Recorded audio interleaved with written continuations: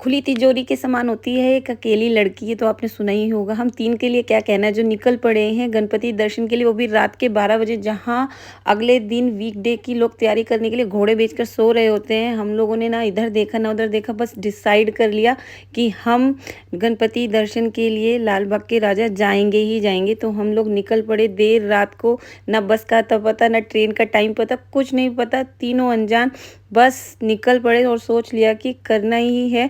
बहुत घबराहट भी हो रही थी, क्योंकि वो जो लड़कियां होती हैं ना, जिनको बोला जाता है कि खुली तिजोरियों की तरह, तो उन खुली तिजोरियों को लॉक करने के लिए हमने इन बैग्स को आगे टांग लिया, जिसने हमारे बड़े सामान की तो रक्षा करी ही करी, और एक दो छोटे छोटे सामान वो आप समझ जाना उनकी भी रक्षा हो रही थी। एक काइंड ऑफ तिजोरी के लिए कवर ही था।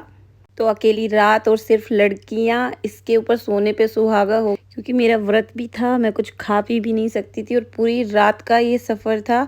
जैसे तैसे हम लोग टिकट के लिए पहुँचे, और टिकट की जो लाइन थी उससे हमें समझ में आ गया कि बहुत लोग हैं इस नाव में, लेकिन हमारे जैसा पागल कोई नहीं है जो इतने रात में निकल पड़ा है और अकेले निकल पड़ा है बिना किसी तैयारी के साथ।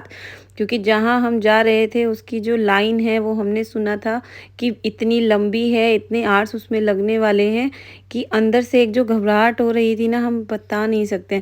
वो जो छोटी छोटी तितलियाँ उड़ रही थी ना, और तीनों को एक दूसरे के सहारे, जिनको जो खुद मतलब कुछ नहीं जानते, हम लोग उनके सहारे बैठे हैं, उनके सहारे आगे बढ़े जा रहे हैं। और फिर फाइनली हमें लगा कि जो गणपति बापा है वही हमें बुला रहे हैं, हम नहीं कर रहे हैं, जो कर रहे हैं वही कर रहे हैं। ज़्यादा दिमाग लगाने से कोई फ़ायदा नहीं है।